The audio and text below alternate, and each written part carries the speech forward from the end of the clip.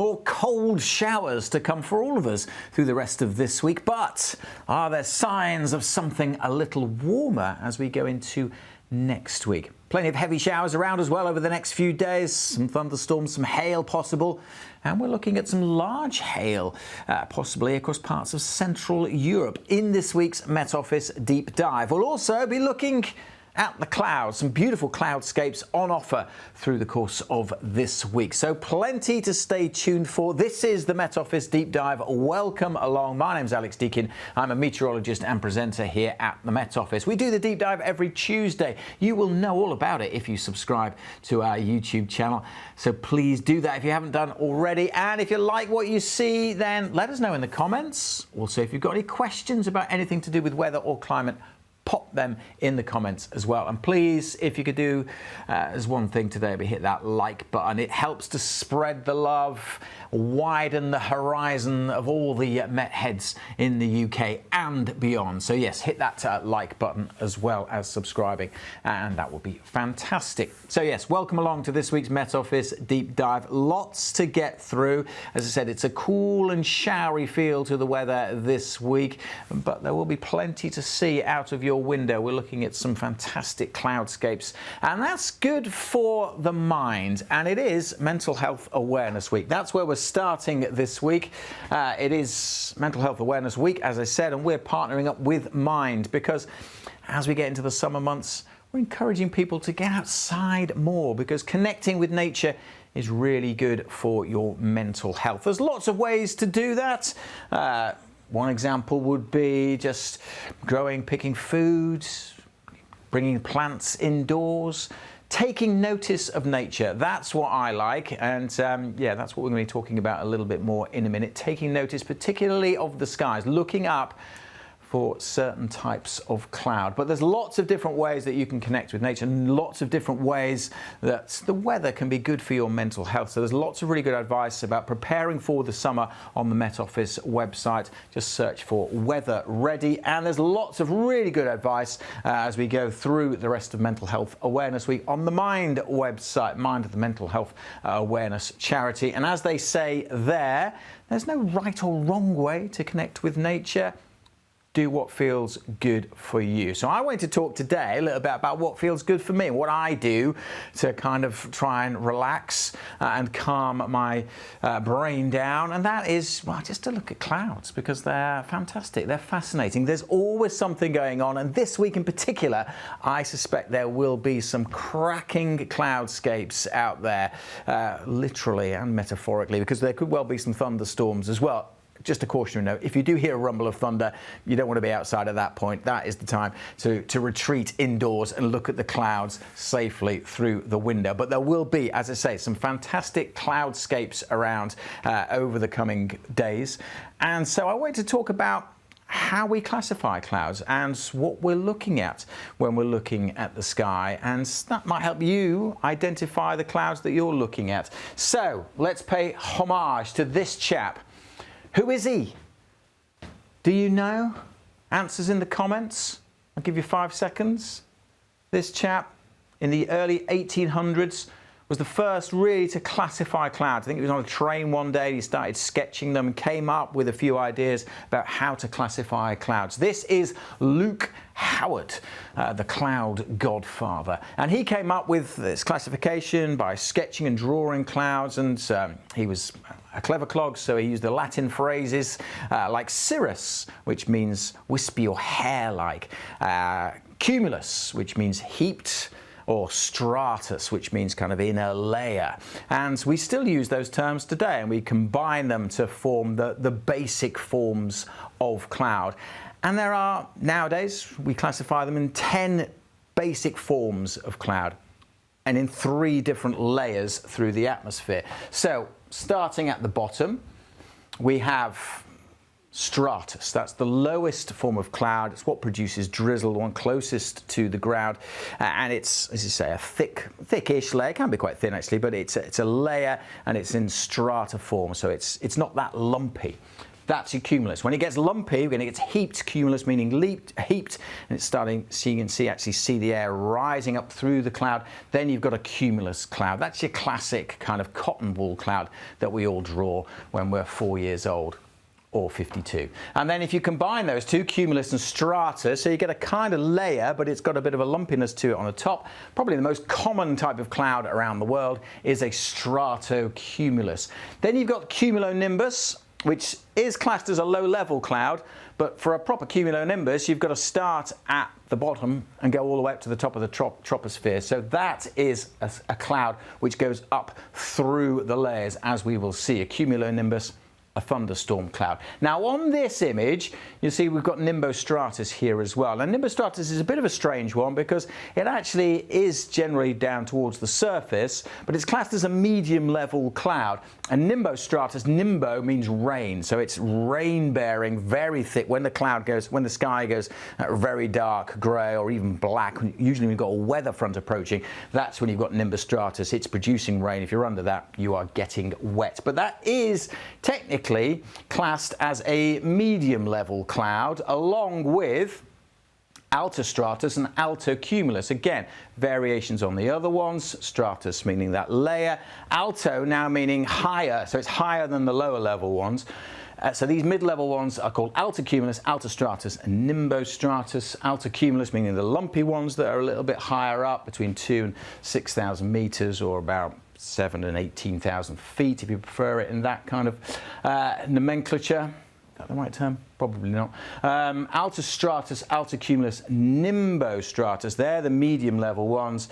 And then higher up at the top of the troposphere, anything above 20,000 feet or above 6,000 meters. You've got your cirrus, your classic wispy cirrus, lots of different types of cirrus, as we will see. But if it's that high up but it's kind of lumpy, then it's cirrocumulus. Quite rare to see much cirrocumulus. And cirrostratus when it's in more of a layer coming in at that high level. And you can see there's the top of the cumulonimbus. So the cumulonimbus going all the way up through the atmosphere. So they're your 10 basic types, or genera as they're known.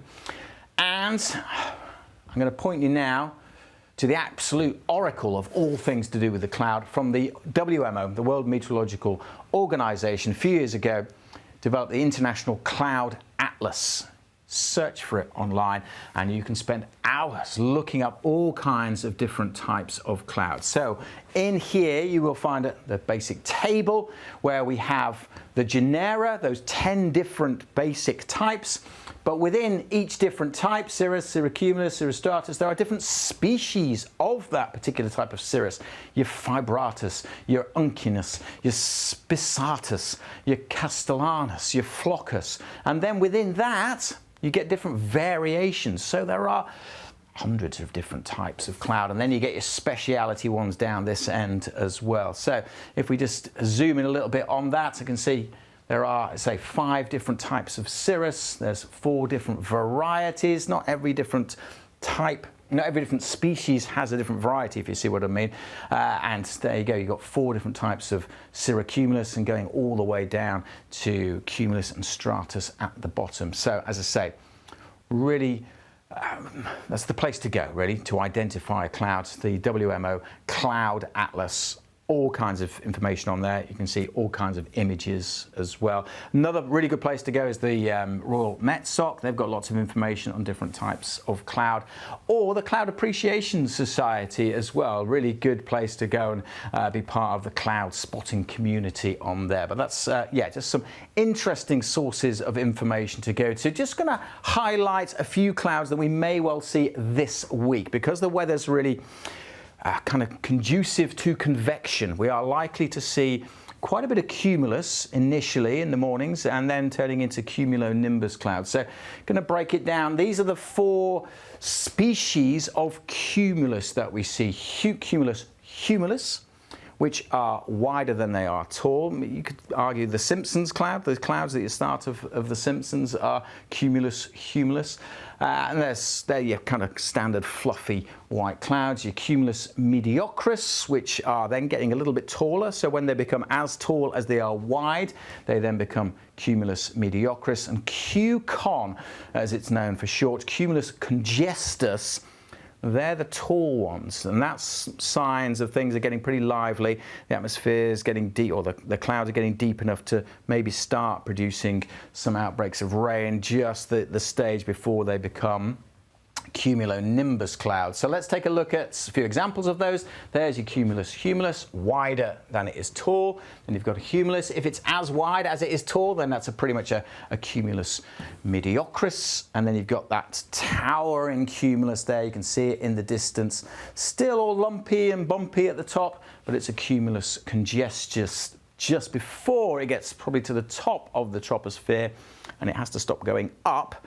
And it starts to get really cold at the top, starts turning into ice, and then that's when you've got a cumulonimbus. So let's take a look at some examples of cumulonimbus. Again, the three main different species of cumulonimbus. Cumulonimbus calvus is when it's reached the top of pretty much at the top of the troposphere, but it's still lumpy and bumpy at the top. These are your classic cauliflower shapes. There'll be plenty of those as we go through the next few days. Your Cumulonimbus capillatus, where it's starting to get a little fibrous at the top, and I'll show you an example of that. So that's your Cumulonimbus calvus. That's your classic cauliflower type cloud. So it's bigger, it's fatter, it's fattening up at the top, it's getting very cold up there, it's starting to rain. You can get rain from those kind of clouds. That's your Cumulonimbus capillatus, where it's not lumpy anymore at the top. It's started to turn fibrous, and that's because right at the top here we're starting to form ice crystals. It's cold enough at the top, we're starting to form ice crystals, and then it is going to be raining when we've got ice crystals at the top. And here you've got your Cumulonimbus incus, your classic. As it develops further, it's reached the top of the troposphere and it starts to spread out, and it's reached that anvil stage. When you see those anvils, you've got a Cumulonimbus incus. Wanted to show you this video of that development of the clouds as we go through the different stages of cumulus. Start off with cumulus mediocris, and now it becomes a towering cumulus there. You can see it shooting up. Now it's taller than it is wide, and then it reaches the top of the troposphere. It starts to go fibrous all of a sudden, so now we're into a cumulonimbus stage. Just want to point out these things shooting out over the top of it.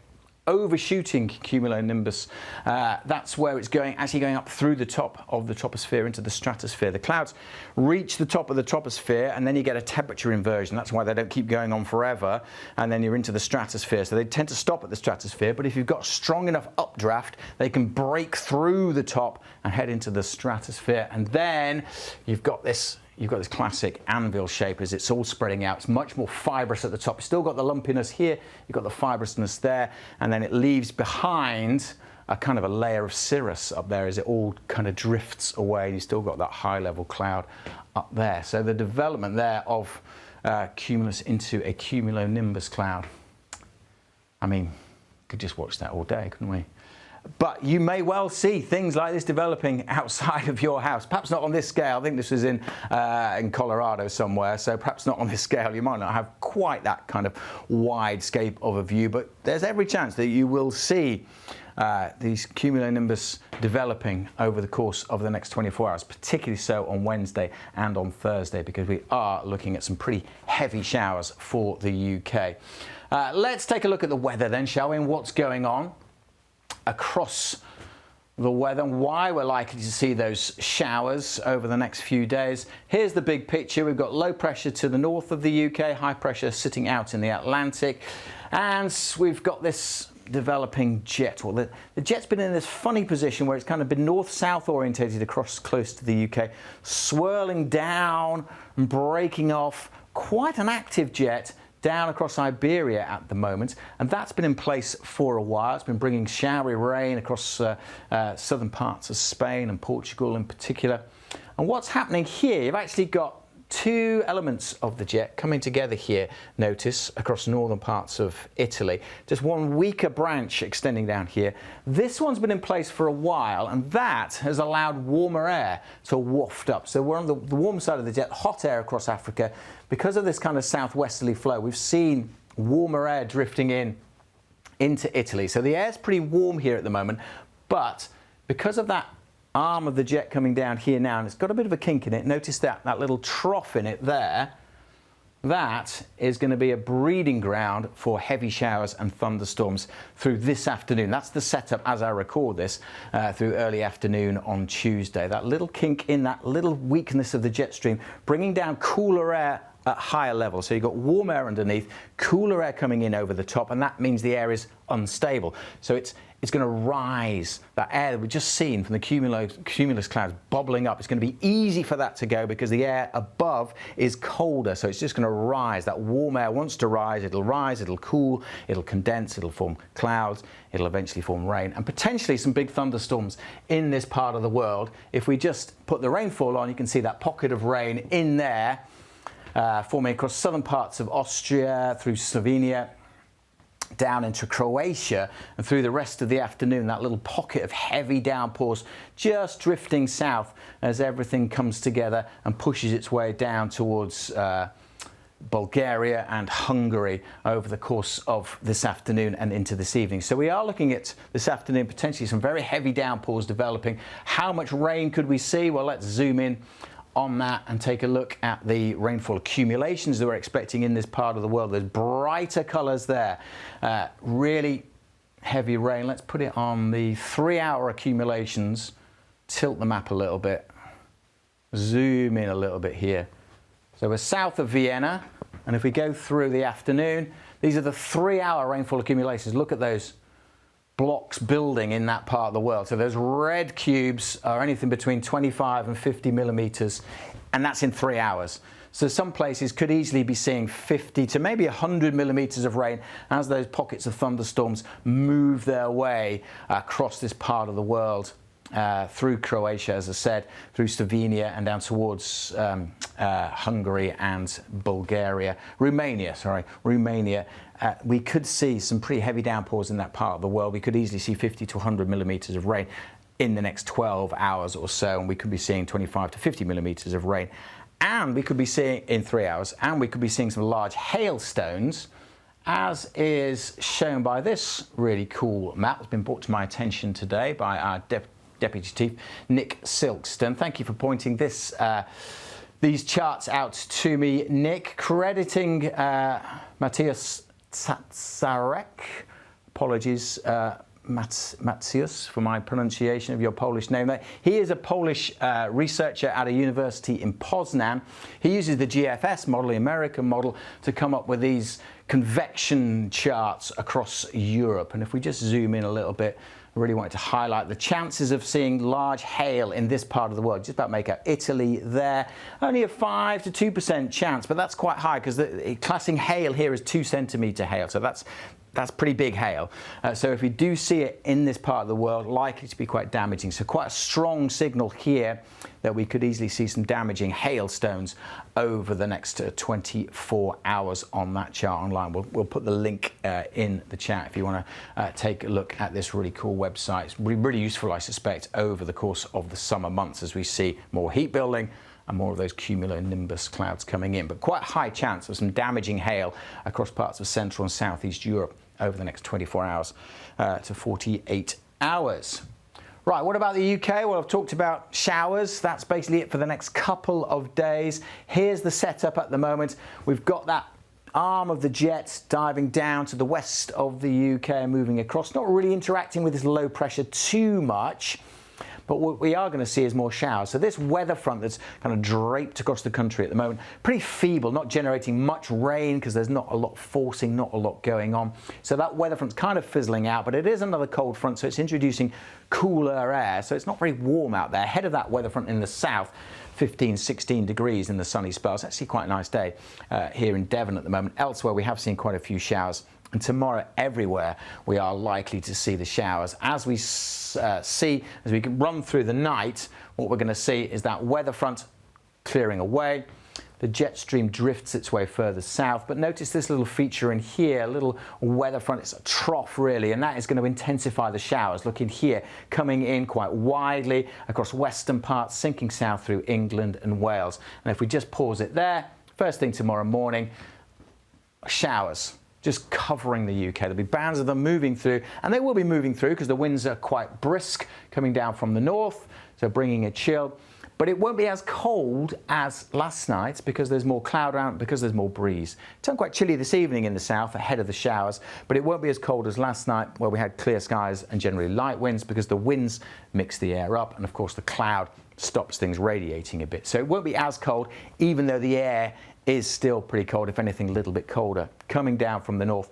And tomorrow is a day of showers. Basically, we are going to just see showers in pretty much all parts of the UK as we go through the day. We'll see them initially created by that little trough as it goes through. And then what we'll see as we go through the day is a couple of things are going to happen. The sun's got a bit of power in it this time of year, so although it's quite cold, the air, it will still warm things up, and it'll warm the land up faster than the sea. So by the time we get into the afternoon, you can see a lot of the showers developing over the land. They are going to be created by just the power of the sun. So that's the convection getting going. We'll see those clouds bubbling up. But as we go later into the day, what we're quite likely to see, if I just pause it there, notice this line of showers. That's a focus for them coming in from southern Scotland down across northern England towards the southeast. There's a distinct line of them here, almost like another line of them in here as well, coming in from the peninsula across up from Anglesey down to the from the northwest down to the southeast of Wales. So a kind of couple of foci of the showers coming in here. And this one in particular, you can see where that's coming from because of the wind direction. We've got low pressure here sitting out in the North Sea, and the wind's going around. You can just about make out the isobars on that. But look at the way the winds are going. If I take the isobars off, you can see the winds zoom in a little bit. Just because of the position of the low here, the wind's almost coming straight down into Yorkshire from the north, but over here they're coming more in from the northwest. So they're kind of on a collision course. And what we are also going to see is the frictional forces coming into play. So as the winds come over the sea, there's not a lot of friction. So they tend to follow the isobars, or not far off. As they hit land, what happens is they slow down. There's more friction over land, so they slow down, which means the Coriolis force takes over and they back a little bit. So the winds will come in here. I might be able to draw it on, actually. Let's use the pen. The winds come in here, they're coming down, and then they have a little kink to them, because as they come over the land, they will back a little bit. And the same's going on over here. So the winds are coming in here, and then they're backing a little bit. And they're just on a collision course. So the winds are coming in around that low pressure. They're on a collision course, and that is a convergence. So when they come together, this is the surface. The winds are coming together at the surface. There's nowhere for them to go except up. They're being pushed together. They can't go down, so they're just going to go up. And that's just going to enhance that uplift and create more showers and create that line of showers that we can see through the afternoon. The mountains will help, of course. You've got the Pennines in here, so that's another bit of forcing that's going to push the air up as well. So the combination of those things going to generate some heavier showers in this zone. So much so that you might see some places not seeing many showers at all, particularly close to the coast of northeast England. There might not be many showers because all the energy, all the forcing is going into this zone, generating that uplift here. It's a similar thing going on across North Wales, but not quite the same because the wind's not really in different directions, not really coming together here. But again, you do have that frictional force of the land, so it's a little bit more subtle.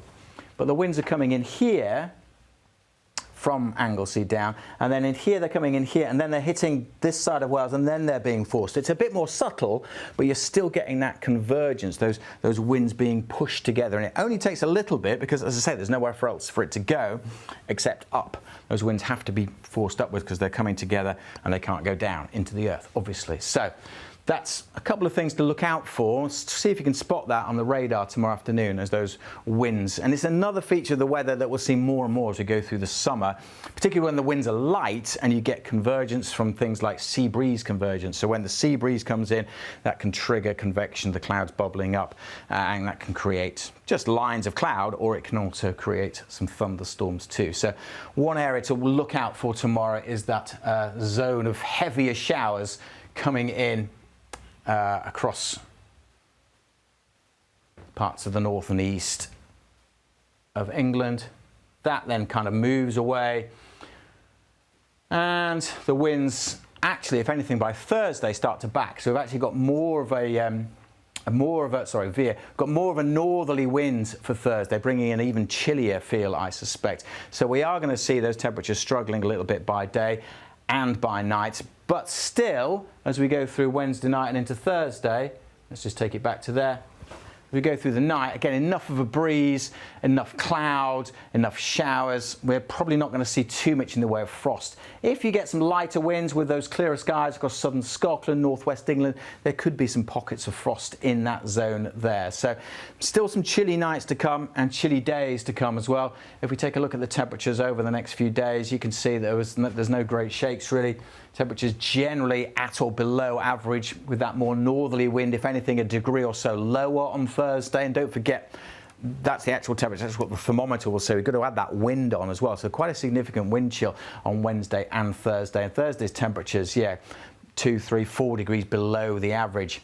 Friday, still pretty chilly, still pretty showery, although the showers do start to edge away, and still on the chilly side even into Saturday. If we take a look at the minimum temperatures and how they could vary over the next few days, this graph is showing what those temperatures are doing. You can see that this morning we were pretty close to freezing across parts of the south because we had the clearer skies, whereas further north temperatures are actually higher to start the day today. But here you can see over the next few days, if we just track it around, they aren't really getting any warmer. We are staying fairly close to freezing. So gardeners, take note, still a potential for some frosts, particularly as we head towards into the weekend when the winds will start to ease, clearer skies, and even further south.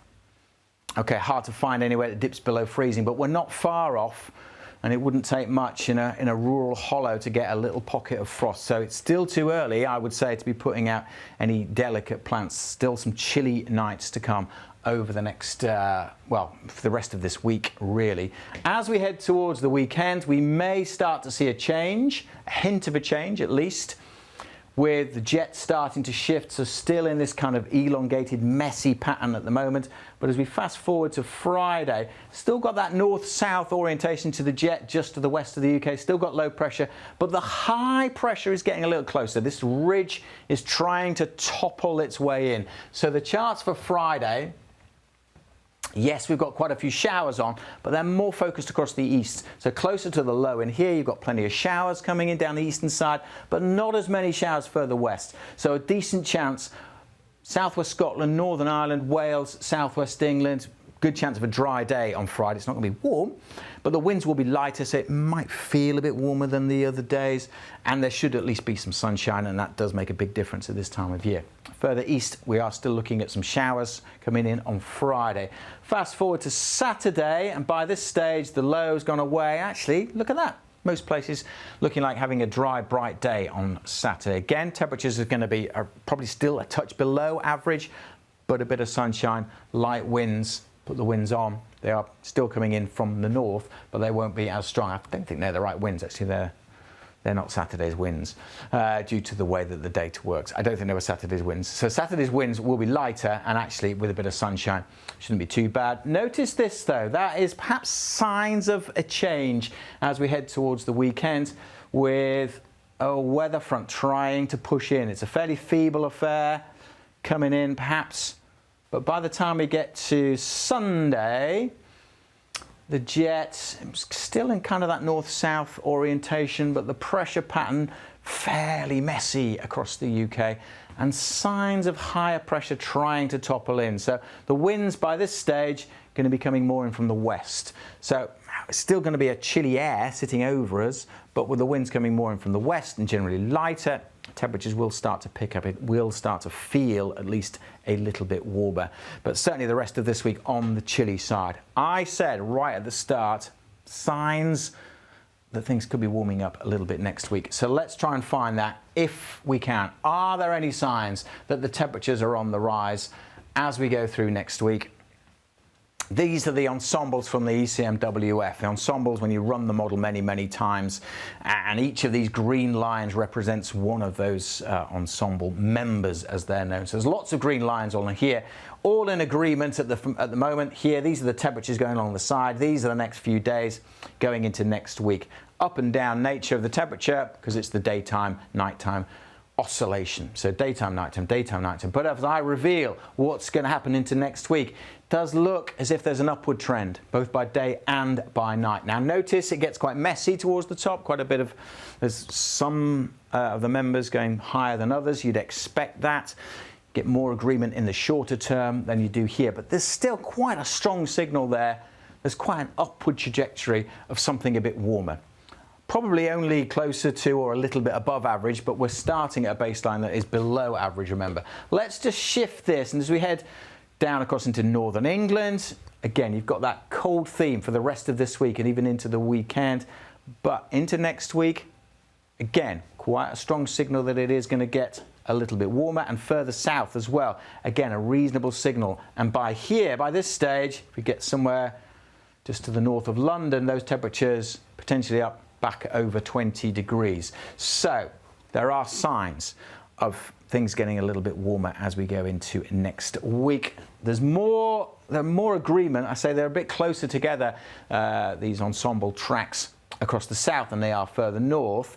Get a bit more messy, the signal here, because there are signs of weather fronts could be coming in, and a weather front will maybe bring a bit more in the way of cloud and rain further north. So it's not a case of it's definitely going to be gloriously sunny everywhere, far from it, but at least decent signals that it will be warming up as we go through next week. One to watch and something to watch, but we'll have more on this, will be Annie's 10-day trend tomorrow. So Annie Shuttleworth will be doing the 10-day trend. Another reason to hit subscribe, and then you won't miss that tomorrow, but she'll have a bit more detail about where we could be going as we go through next week. But yeah, definitely chilly this week.